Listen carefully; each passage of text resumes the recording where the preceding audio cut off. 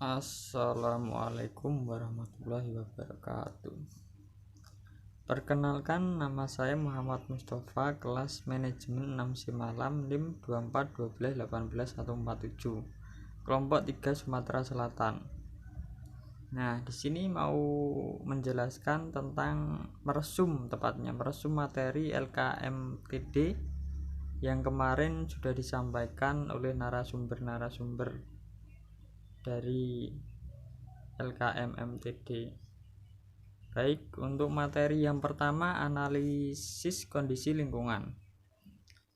Analisis kondisi lingkungan adalah suatu kegiatan mengamati dan menganalisa secara terperinci, terarah, dan sistematis dalam melakukan suatu kegiatan.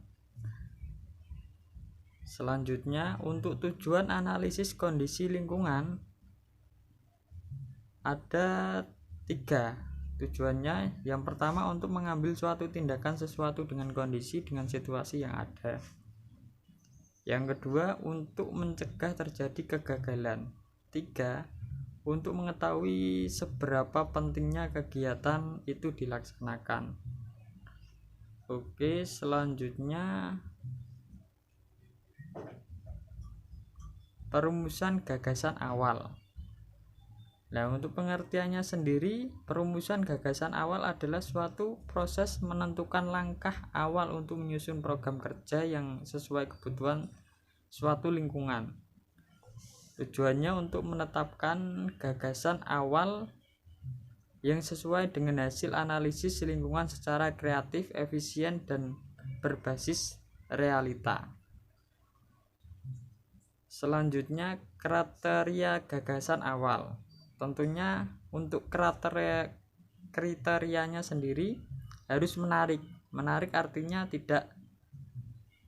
nggak harus mahal, tetapi menarik artinya tidak harus sulit. Nah, mudah pun bisa, yang penting menarik. Yang kedua, fasilitas atau dukungan ada. Untuk fasilitasnya tidak harus mahal, murah pun bisa. Yang penting fasilitas yang terpenting. Yang ketiga, isinya harus penting, harus visioner, alurnya harus sesuai. Nah, selanjutnya materi kedua, rencana kerja dan kepanitiaan. Nah, tujuannya 1, dapat memahami pentingnya rencana kerja dan kepanitiaan sebagai instrumen perencanaan dan manajemen dalam rangka mencapai tujuan dan program-program tertentu. Yang kedua, memiliki keterampilan dasar dalam menyusun rencana kerja dan kepanitiaan. Selanjutnya,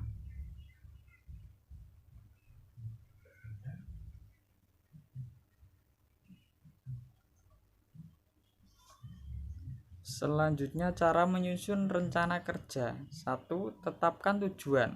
Harus menetapkan tujuan atau sasaran, target tiap-tiap tugas tersebut, lengkapi dengan indikator untuk mengukur keberhasilan. Yang kedua, tetapkan waktu untuk masing-masing tugas tersebut dan beberapa lama waktu pelaksanaan. 3, tuliskan siapa yang akan melaksanakan tugas tersebut. 4, tetapkan strategi atau metode, sasaran, alat yang diperlukan. 5, tuliskan pihak-pihak yang akan terlibat atau yang dituju. 6, masukkan langkah-langkah tersebut dalam metrik, maka akan mendapatkan draft rencana kerja. Selanjutnya, menyusun kepanitiaan. Dalam melaksanakan suatu kegiatan atau program, organisasi sering menyusun kepanitiaan yang bertugas sebagai pelaksana kegiatan tersebut. Nah, organisasi yang baik tidak akan menunjukkan kepengurusan panitia, ketua, wakil, sekretaris, dan lain-lain sama dengan kepengurusan organisasi. Untuk materi yang ketiga, administrasi dan kesekretarian. Kesekretariatan dapat diartikan sebagai keseluruhan rangkaian kegiatan penataan terhadap pekerjaan perkantoran, surat menyurat, dan tugas-tugas bantuan lainnya dalam rangka menunjang kelancaran mencapai tujuan organisasi. Selanjutnya, tujuannya untuk memperlancar lalu lintas dan distribusi informasi ke sebagai pihak baik internal maupun eksternal. Mengamankan rahasia organisasi, selanjutnya mengelola dan memelihara seluruh dokumentasi organisasi yang berguna bagi kelancaran pelaksana fungsi manajemen. Nah, untuk fungsinya sendiri ada beberapa macam, yaitu 1. Mengadakan pencatatan atau recording semua kegiatan manajemen. Selanjutnya sebagai alat pelaksana ketatausahaan. Pengendalian informasi internal dan eksternal organisasi. Berikutnya sebagai alat komunikasi organisasi, sebagai alat pelaksana pemegang rahasia organisasi, sentral teknologi transfer informasi, dan sebagai pusat dokumentasi atau master file. Elemen kesekretariatan.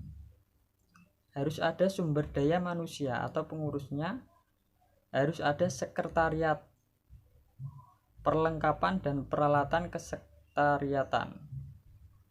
Identitas organisasi, harus mempunyai identitas organisasi. Oke, untuk administrasi keuangan merupakan suatu program untuk mencatat, menggolongkan, meringkas, melaporkan, dan menganalisa data keuangan dari suatu organisasi atau perusahaan. Selanjutnya, prinsip-prinsip administrasi keuangan. Arahannya jelas, sederhana, mudah dimengerti, dilakukan secara bertahap, dilakukan secara kontinu atau berkelanjutan. Siklus administrasi keuangan.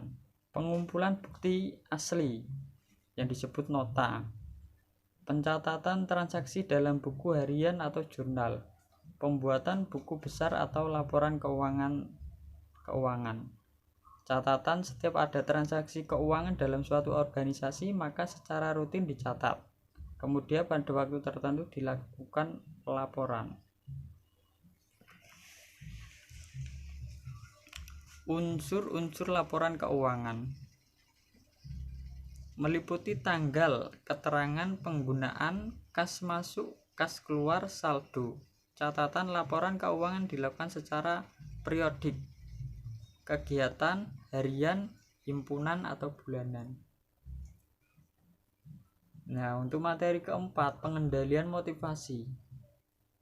Pengertian motivasi adalah keadaan yang ada dalam diri seorang yang dapat mendorong keinginan mereka untuk melakukan kegiatan atau perilaku tertentu guna mencapai suatu tujuan yang dicita-citakan. Internal instrik teori. Nah, motivasi secara umum bersifat individual sehingga masing-masing orang kondisinya berbeda-beda. Pengambilan keputusan. Prinsip pengambilan keputusan. 1. Prinsip efisiensi. 2. Prinsip keluasan fleksibel. 3. Prinsip ketersediaan alternatif. 4. Prinsip adanya kendala.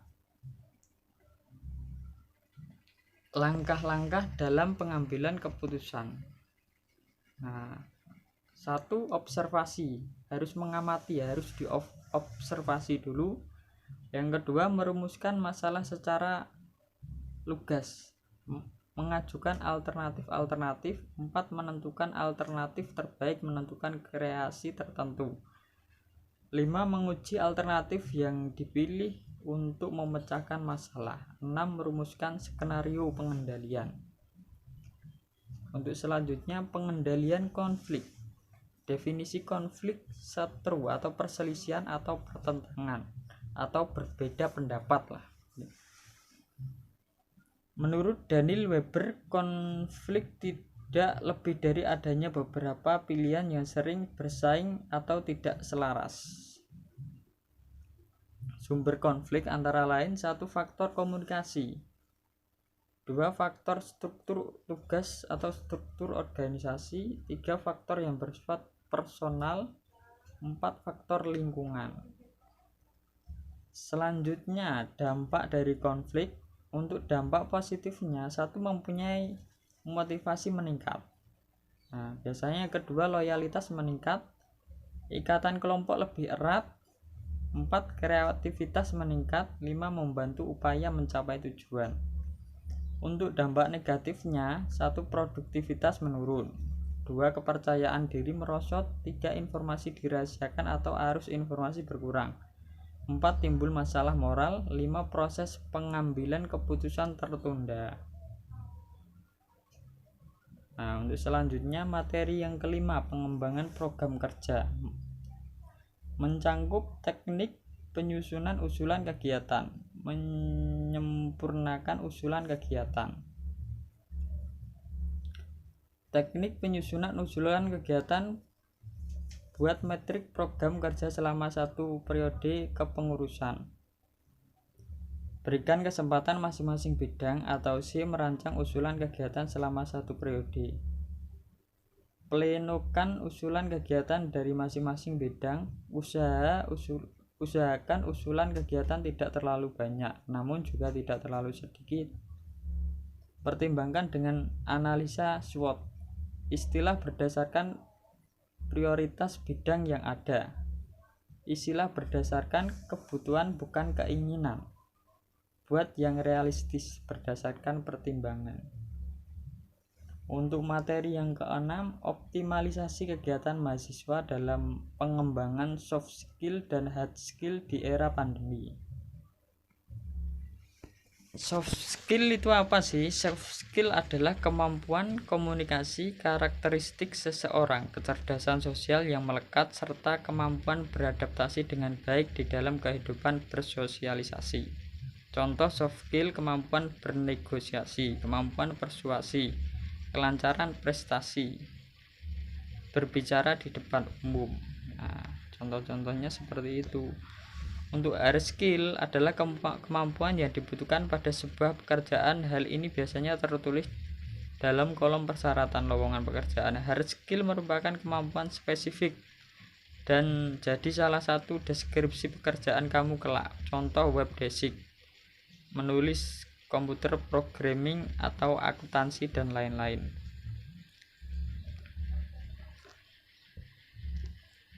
Nah,